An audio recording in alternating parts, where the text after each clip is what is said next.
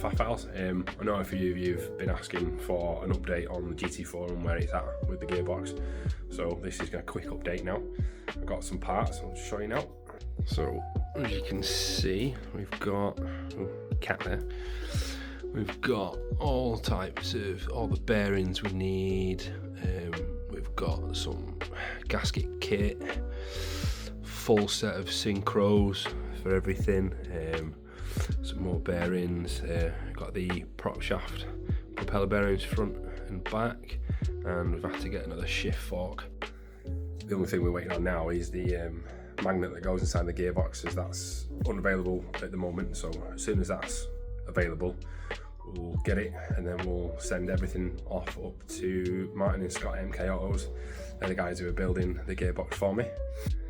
Big shout out to Stephen at GT4 Play, who's had all these parts together.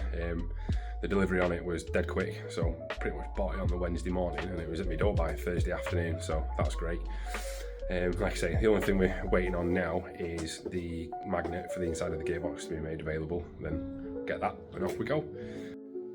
Here's some bonus cat footage, just playing with all the packaging that the parts have come in. Typical, innit? Having fun?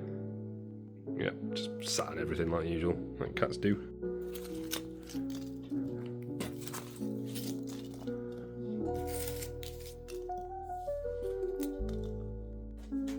So, thanks for your comments asking about the gearbox and stuff. Thanks for tuning in as well.